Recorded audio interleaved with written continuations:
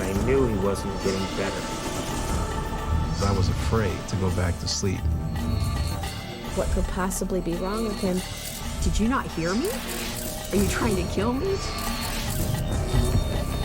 My whole world just crashed. Next, 3 medical mysteries that defied the experts. The Salems thought their son had a bad sinus infection until he wound up in the hospital, fighting for his life. It was our son that we had lived with for 2 years, and all of a sudden, we might not have him for a third. Sharmyn was a size 2 Southern California beauty until her body began to undergo a terrifying metamorphosis.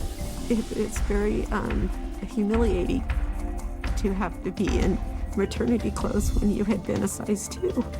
And Harley Howard's doctors thought he had a heart problem. They never imagined what was really going on. And I told my wife, I am just resolved to die because there's nothing I can do. When illness strikes, we look to doctors to give us answers. But what if they can't? For these unlucky patients, diagnosis is a mystery.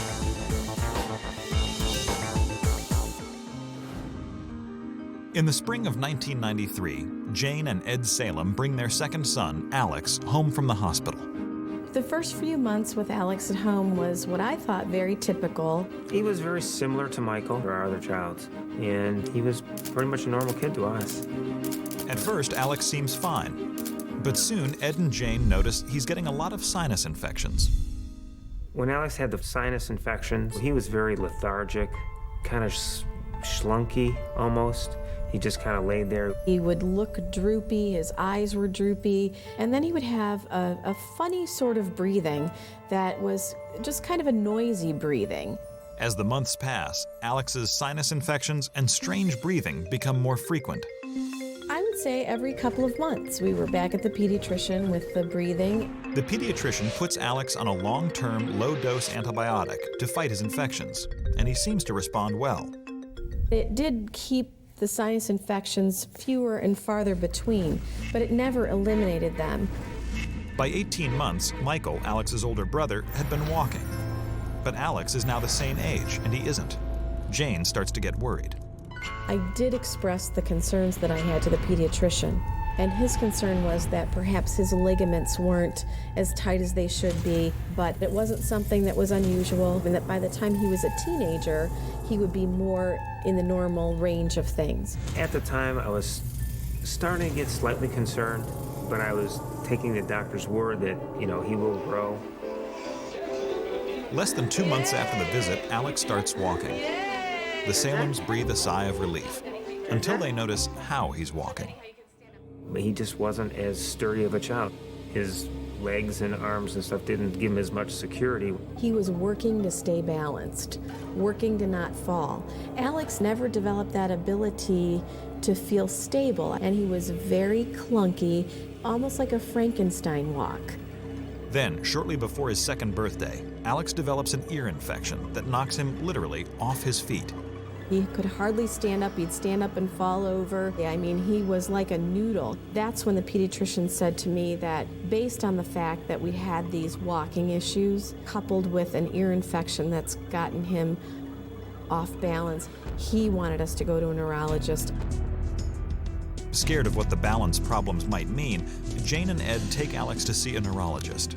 He looked at him, bent him around, felt his joints. He said, yeah, he is pretty loose. But as he continues with the examination, he discovers something bizarre. When he took the little reflex hammer and knocked on his knees and his elbows, he got no reflexes from Alex at all.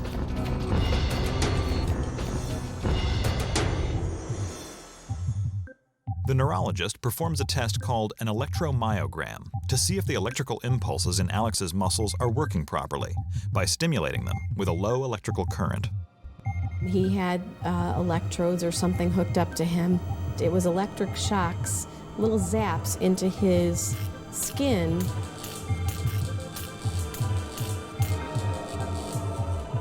And I remember just having a box of Kleenex next to me and just wiping tears away. It was heart-wrenching. The results of the EMG are perplexing. 2-year-old Alex has peripheral nerve damage in his arms and legs. Like static on a telephone line, peripheral nerve damage distorts and in some cases interrupts communication between the brain and the rest of the body. It could be an indication of injury, infection, or worse. The neurologist immediately orders an MRI of Alex's brain.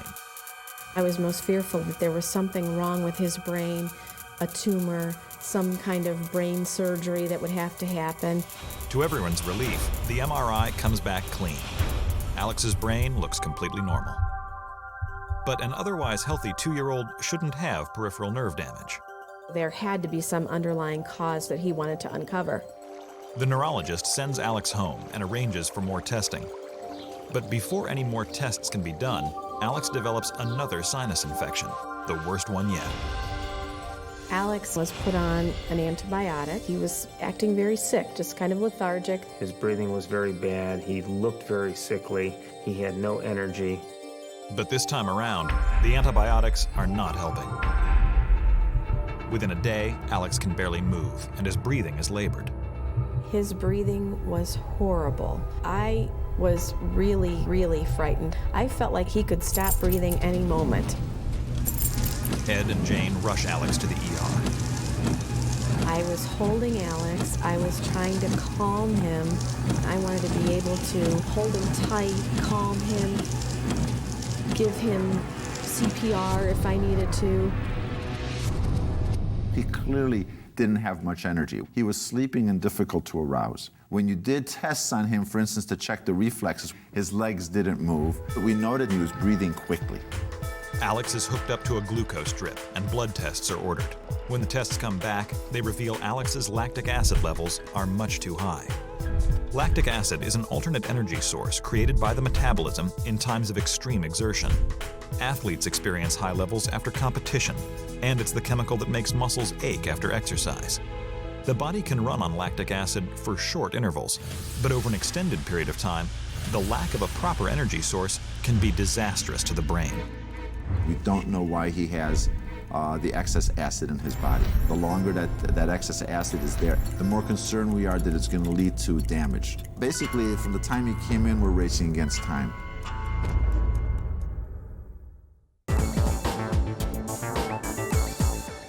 Two-year-old Alex Salem is fighting for his life. He came into the ER just a few hours ago with what seemed like a bad sinus infection. But now doctors have discovered that the lactic acid in his body is at toxic levels, and they need to figure out why fast. He was breathing deep and short. Things were getting really bad for Alex. If his body keeps building up this lactic acid, this is not going to be good for the brain. One possible cause for Alex's high lactic acid is lack of oxygen. And if oxygen doesn't go to your tissue, the tissue says, I need more energy, and the way it makes more energy is it takes sugar and converts it into lactic acid. Alex is transferred to the pediatric intensive care unit. He is intubated and hooked up to a respirator so the doctors can regulate his oxygen intake.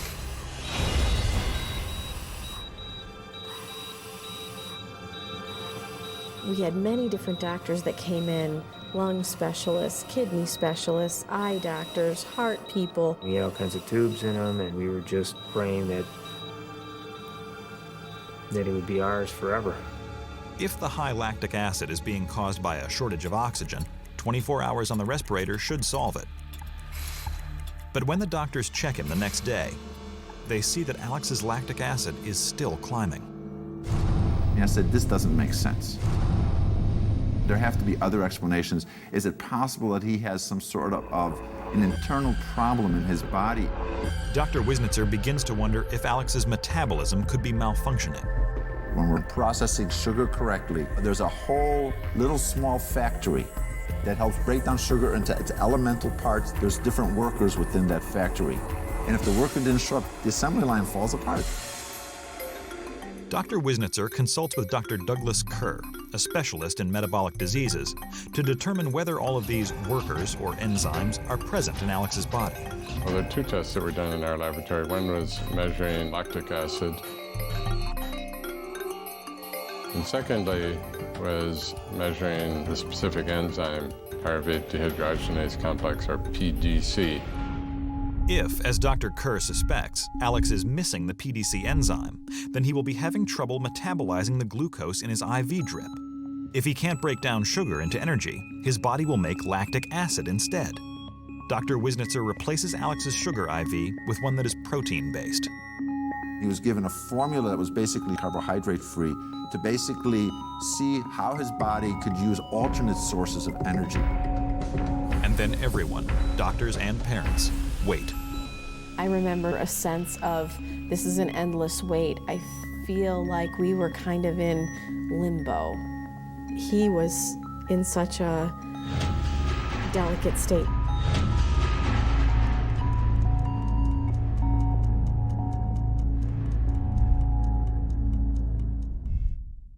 Finally, the results of Dr. Kerr's tests are back. Their suspicions were correct. Alex's PDC level is extremely low. So in deficiency of this enzyme, lactic acid accumulates in the blood, so that impairs particularly the nervous system. And when doctors check Alex's lactic acid levels hours after going on the carbohydrate-free drip, they see that they have dropped dramatically. The only reason excess acid was building up was because you were giving him sugar. You stop giving him sugar, you don't build up excess acid. Dr. Kerr and Dr. Wisnitzer are now confident that they know exactly what's been causing all of Alex's problems. So we went into a room with, it was kind of a conference room with about 10 to 12, 15 doctors. I couldn't tell you how many. I started to take notes when we first started speaking with them, and then I stopped because I couldn't keep up.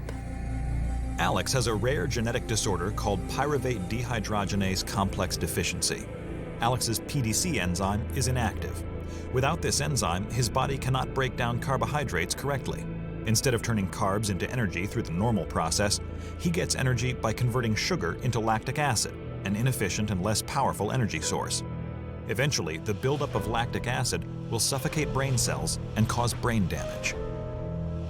We felt like we were just being shot, one shot after another of what could possibly be wrong with him. It was our son that we had, lived with for 2 years, and all of a sudden, we might not have him for a third.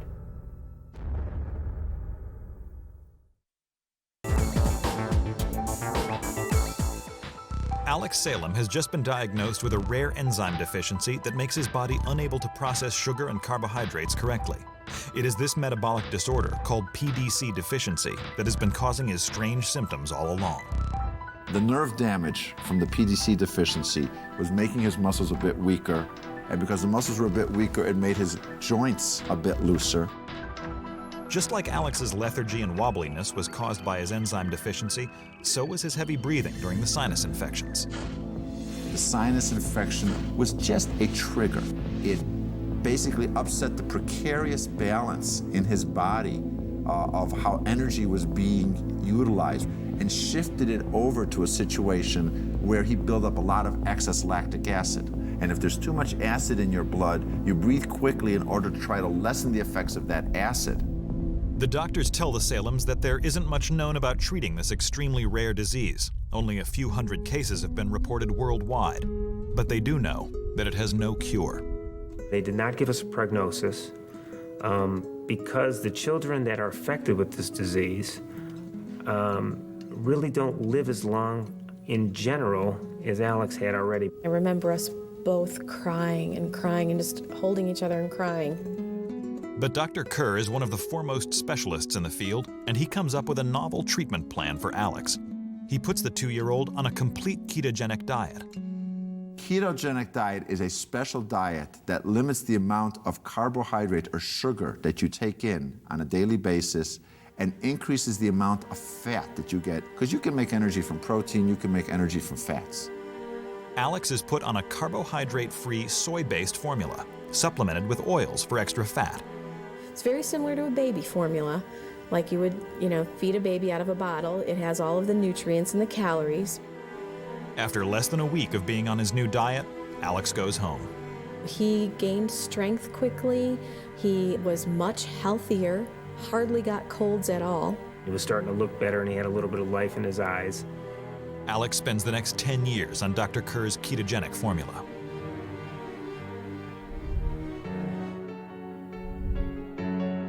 Now 13, the carb-free diet has done wonders for him. He still struggles when he's congested with losing his speech for short periods of time, or we call it getting wobbly. But in looking at where he could be with this disease, he's doing very well. However, the peripheral nerve damage Alex suffered during his first 2 years of life is permanent. He has some mild motor problems in terms of when you watch him walk, it's not 100% normal, but functionally it is. That means that he can basically go do things that he wants to do on a day-to-day basis, and that's what I care about. He's able to act like a child. I play basically every sport in our backyard that's possible, and I just love playing sports. If Alex were to stray from the diet, the effects would be devastating. I would think the consequences would be most likely affecting his nervous system and possibly something affecting the brain directly, which could be seizures or further brain degeneration. But for such a deadly disorder, the Salems had to wonder why it couldn't be diagnosed earlier. Alex initially presents with basically a peripheral nerve problem. When x-rays were done of his brain looked perfectly normal. It's only when he had that sudden deterioration and then he showed up the excess acid in the blood that was present that basically opens people's eyes to say there was something more going on than that. Alex is pretty much writing the book as to what is potentially possible for people with this disease or on a long-term ketogenic diet. Many times people will ask us, how do you do that? How do you have a child on this special diet? How do you manage living with this every day? Isn't that difficult to cook differently? Look at his face. As his parent, my choice is to say this is too hard or this is difficult. I would walk on hot coals. It's not hard. It's for Alex. Doctors knew that Alex Salem was sick, even if they didn't know why. But Sharmyn McGraw spent years trying to convince physicians that she was suffering from something more serious than overeating. I was just a very healthy person, so I just really enjoyed that kind of lifestyle where I had fun. Sharmyn's a very attractive young woman, very long blonde hair, very athletic, busy all the time. But one day in 1993, the 31-year-old Southern California native notices a change in herself. Out of the blue, I realized I was putting on some weight. I had gone up about 15 pounds or so within a very short period of time, less than 3 weeks. And she's small in stature, so it was quite a lot of weight for her. I lived in an area that was very much into looks. Like I say, anorexia is a compliment where I live, not a disease. Sharmyn, used to being a size 2 all her life, is worried, so she goes to see a doctor. She said, well, you're 31 now, and you probably can't stay that thin forever. The doctor recommends she keep exercising, but Sharmyn puts on more weight. So I went to another doctor, and by then I'm a size 6, pushing a size 8. And because I wasn't obese by any means at that size, he didn't seem that concerned to me. He said, well, you're still very thin. Again, Sharmyn is told that nothing is wrong with her, and that she should keep exercising if she doesn't want to gain any more weight. In the meantime, her body keeps expanding. The weight gain was unusual from the aspect that it was mostly in her stomach and upper abdomen. Her arms and legs remained pretty thin. By the time Sharmyn returns to her doctor's office 2 months later, she's gained a grand total of 50 pounds. And he would tell me that's not physically possible to gain that kind of fat, and that I was probably retaining a lot of fluids. Determined to get back to her former self, Sharmyn cuts down her calories and ramps up her activity. So Sharmyn and I shared a trainer for a while. He had her doing everything from cardio to weights, and he managed her diet. I remember making a diary of what I was eating, and even for breakfast, I was trying to eat like just a breast of chicken and broccoli. And then for lunch, I would have a salad with no dressing. And then for dinner, if I even ate dinner, I would go back to just a small piece of chicken and only broccoli with nothing on it. And I did this for 2 months, and I gained about 9 pounds.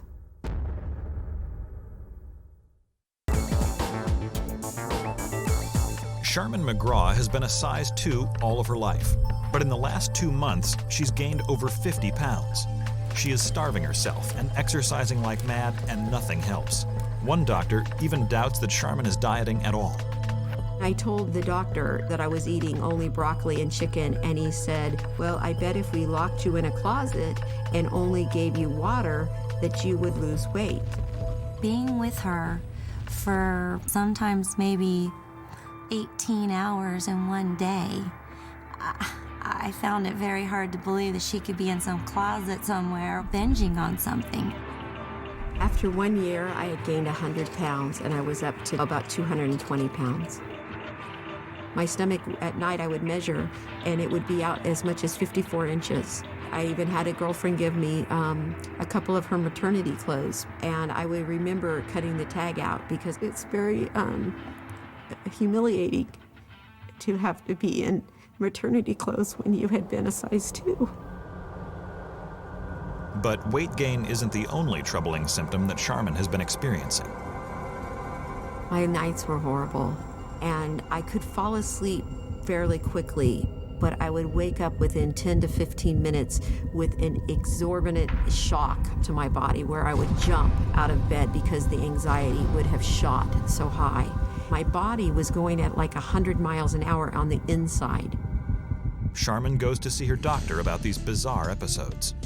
So she started me on an antidepressant. When I would question her and say, you know, I just want to know why this is happening, she didn't really have many answers, but insisted that we stay on track with the medication. Soon, Sharmyn notices stranger things about her body. Another thing that started happening by this point was I had a hump of fat starting on the back of my neck, and it was quite noticeable. She is also beginning to change in other disturbing ways. She had this beautiful long hair, and it started to fall out. At this point, a rash started over my chest and face. She had this beautiful radiant skin, and her skin tone had changed dramatically. My skin was starting to become extremely oily. It would drip from like my nose or from my forehead. It would literally run down the back of my throat. It would be inside my mouth. It was in my eyes. I couldn't wear my contact lenses anymore. Then Sharmyn's digestive system starts to act up. I started having irritated bowel syndrome, where anything I ate just would go right through me. If she ate something, it wouldn't be 5 minutes that she wasn't running to the restroom with diarrhea-type symptoms. Alarmed, Sharmyn makes an appointment with a gastroenterologist. As I was talking, this doctor was writing out a prescription, and I said, what is this? And he said, it's to help the food go through your stomach faster. I said, did you not hear me? I mean, are you trying to kill me? I said, I'm telling you, I go to the bathroom sometimes 6 times a day. And he said, well, you obviously aren't going that much or you wouldn't keep gaining weight. Determined to get to the bottom of her many problems, Sharmyn continues to see one specialist after another. I saw a cardiologist, I saw a respiratory therapist, I saw several different internists, 3 or 4 endocrinologists, a nutritionist, a homeopathic MD, I saw a dermatologist. And as time wears on, Sharmyn's physical state begins to take a toll on her social life. Many friends kind of fell by the wayside. When someone has a red rash all over their face, their stomach sticking out 54 inches, and their hair is very thin and oily, they didn't feel it was the appearance that they wanted with them. I think Sharmyn felt very lonely. Like every birthday would happen, and I'd go, by this time next year, I'm going to be well. Someone's going to figure out what's wrong with me. And then Christmas would come by, and I would think, by next Christmas, someone is going to know what's wrong with me. And then that Christmas would come and go, and they didn't know. I thought, this is no way to live. I decided, you know what? This may kill me, but I will not let my obituary read, obese woman dies of unknown causes. And that's when I really started fighting, because I knew I didn't have any other choice.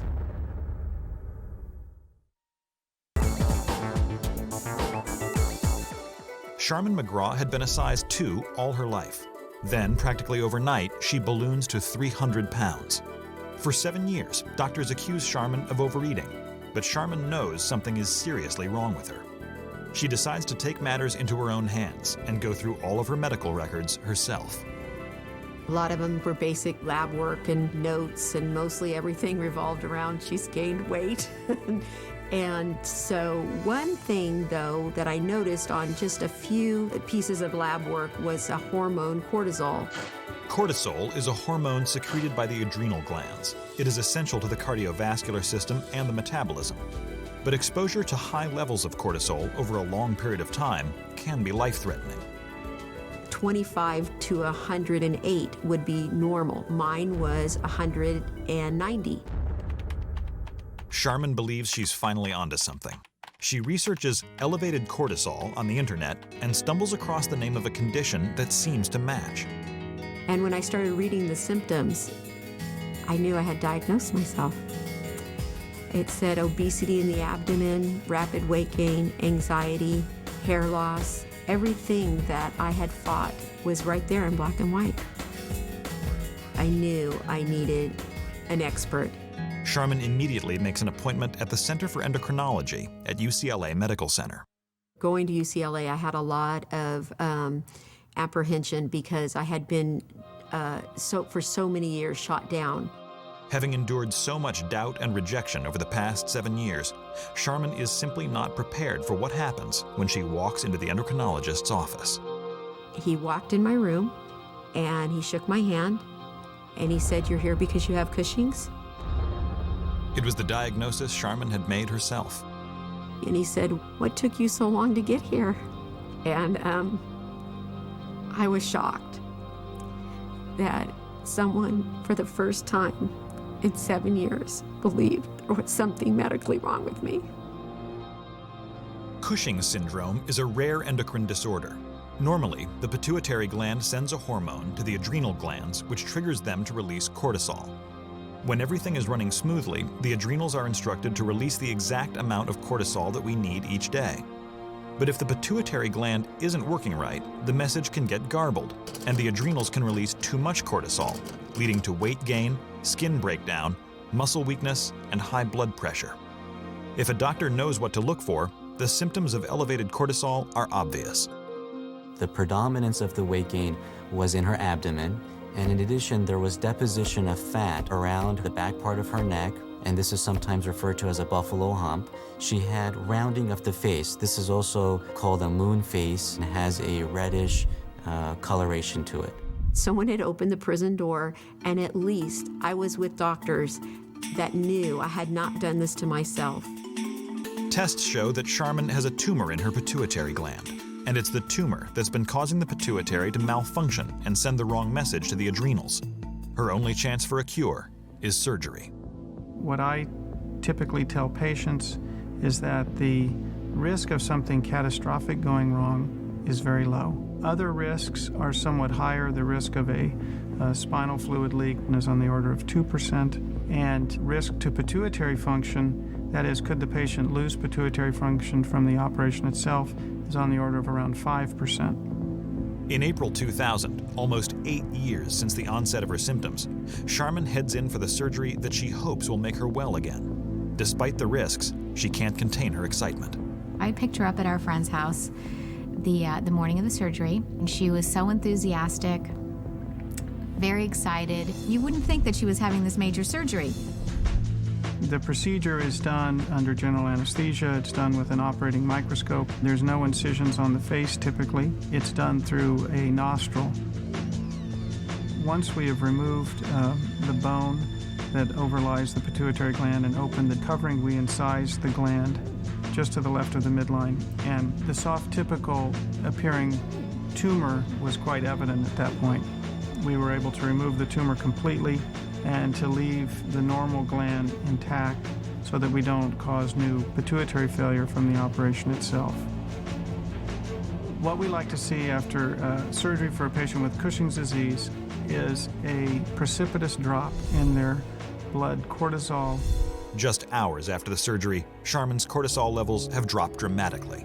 In the hospital, I lost 4 pounds right away. My hair was so thick again, and the rash left weeks after my surgery. Many of the physical changes that happened to her, like the buffalo hump and the moon phases dissipated over 3 to 4 months, and she just generally felt stronger. But Sharmyn is lucky she ever got a diagnosis. Cushing's disease only affects about 1 to 2 people per million per year in this country.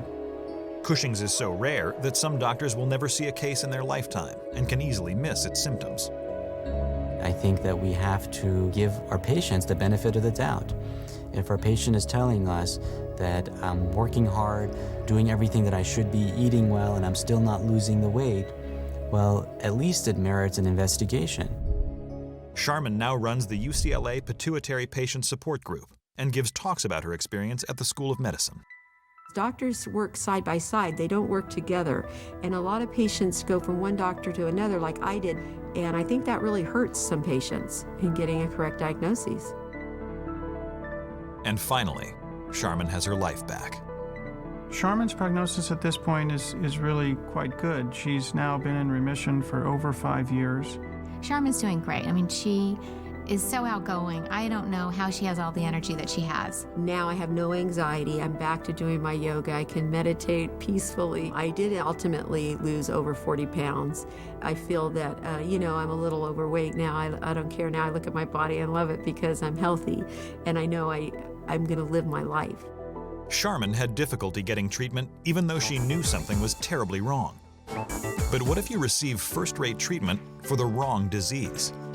In 1995, Harley Howard is a healthy 40-year-old family man and a preacher, busy with his own nightly radio show. But one night on the freeway driving back from the radio station, Harley has a scare. About 5 miles from the house, my heart just started beating quite rapidly, and then it started going irregular and fast. I had laid back the seat in the car, getting a little nap on the way home, and Harley says, "My heart is acting funny." And he began to rub his chest, so immediately I was wide awake. They drive straight to the ER, where doctors immediately start an EKG on Harley. And they found out that the heart rate was between 150 and 160 beats per minute, and it was erratic. It was just beating crazy. Harley's blood pressure is also high. He's admitted to the hospital, and over the next 3 days, doctors put him through a battery of tests. Blood tests, urinalysis, EKGs. They were trying so desperately to get the heart rate down, and that would take days. Doctors decide to try a medication that opens the blood vessels, increasing blood flow to the heart. After a few days, it seems to work. Harley's heart calms down, and he is discharged from the hospital. Harley, because of heart conditions already in his family, he just thought this may be something that's hereditary. He pretty much took it in stride. Around the same time, DeWanda notices something strange. His snoring was increasing. He would snore very loudly, and it was sometimes, and just Every now and then I might wake myself up in a snore. But the funny thing is she snores as loud as I do. Neither of them think of snoring as anything serious, so they don't worry. But as time goes on, Harley begins to notice other changes. He starts having nightmares. I would always wake up, and there was this terror, sweats, fear, just scared. Harley's terrifying dreams come almost every night. They were always nightmares concerning death. I would always die in them. After having a nightmare and my heart was just racing, I would just get up because I was afraid to go back to sleep. When Harley tells his doctors about the nightmares, they don't seem concerned. They just said, keep taking your medication and keep coming back. But soon the normally energetic preacher is overcome with exhaustion. He would consistently want to take naps between services, and he would shut the door of his office, sometimes even put a sign up warning people not to disturb him. when I would go in to wake him up from an hour's nap, he's still feeling tired, drained even, so he would lay there another hour. Harley is also developing extremely painful and debilitating headaches. He would have migraines all the time, and sometimes they would last for days. My head could not rest on anything. I'd have a pillow around the neck to keep my head from touching the back of a chair. He would take over-the-counter medicines for it, but they did nothing. In 1999, 4 years after the first incident, Harley has another scare. Woke up, another nightmare, another headache, massive headache, heart just racing. His heart was beating so fast, it felt like it was going to jump out of his chest. Dee rushes Harley to the ER. Just like the last time, his heart rate is dangerously high. Doctors quickly administer nitroglycerin, a common treatment for chest pain and heart failure. All my muscular functions were just gone. I'm just flailing. And I felt my heart rate just dip. Harley's heart rate comes under control again, but doctors need to figure out what is causing these problems in the first place. They perform an ultrasound. The results take Harley completely by surprise. And she said, quoting, "You have no heart abnormalities." And when she said that, I went like, what am I doing here then? If there's nothing wrong with the heart, then what's been happening all these years? My whole world just crashed.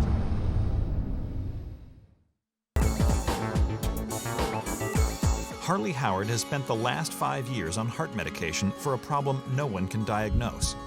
Doctors tell him they can't find anything that might be causing his heart to race out of control. He stays on the medication he's been given, but his heart continues to act strangely. It would beat a little rapidly, then it would stop, or would skip beats. Then, in 2000, Harley has his worst heart incident yet. It was a typical day, headache, got through the day best I could. Another nightmare, got up, heart rate just going crazy. Just going crazy.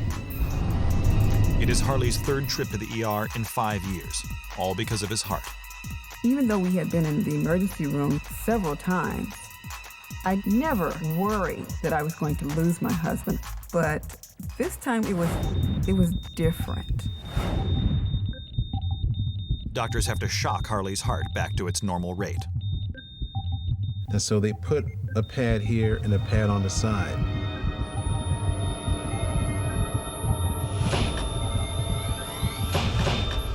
The electricity courses through Harley's heart. After a few tense minutes, his heart rate normalizes. But Harley is shaken. This was too close a call.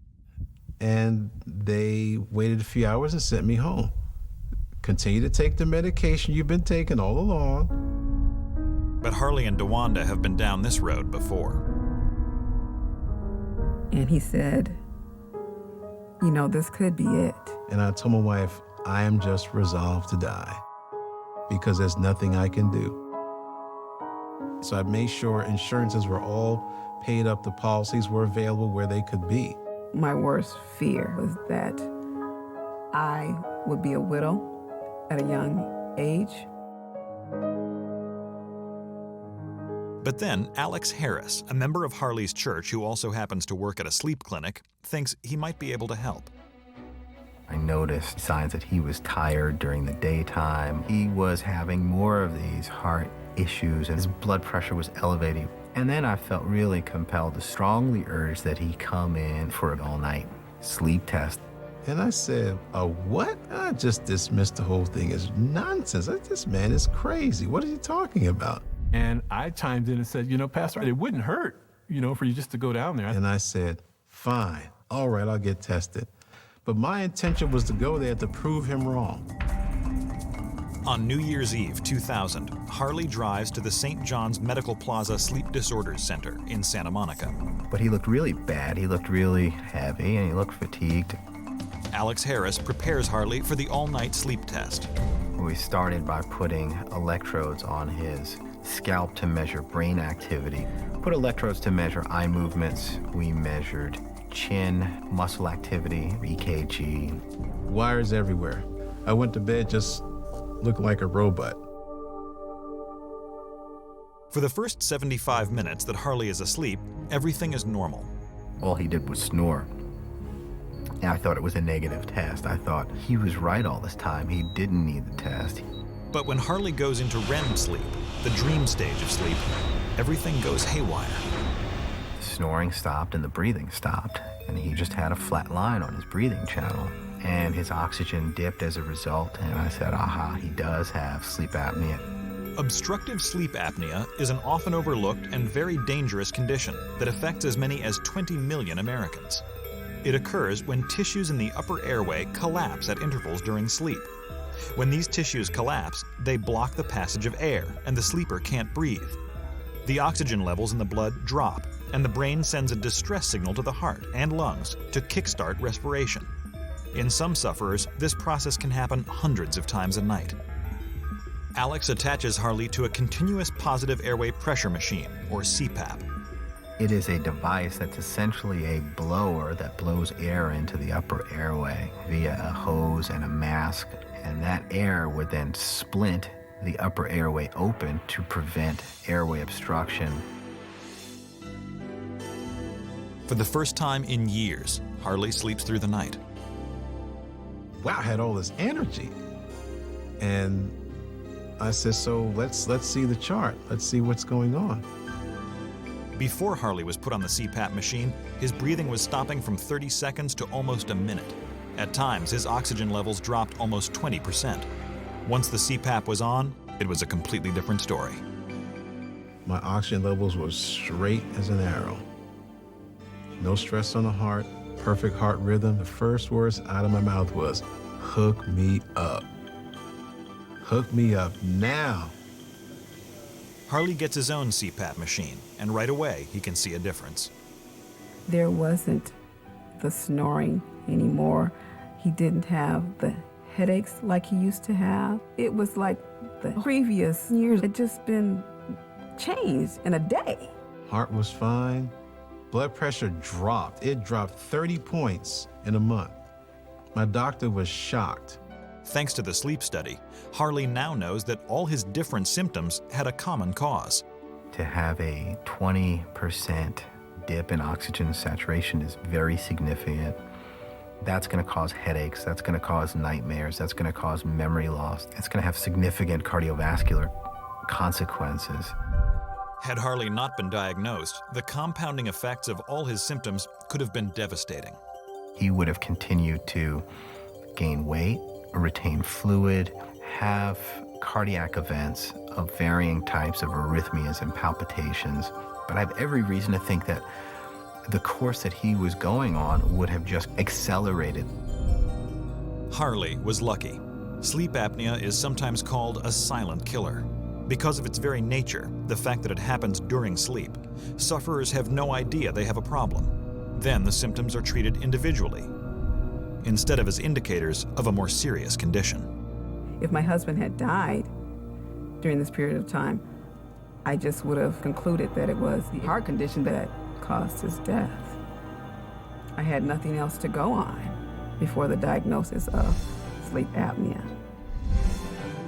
Today, Harley seems like a new man. He's doing great. He's feistier and more energetic than ever. He's doing so good. And I could never, ever accomplish in my 20s that I'm able to do now. Since I've been able to breathe again and to sleep again and to get my mind back. And it's just wonderful to live. It was a whole new lease of life given to me. It is beautiful.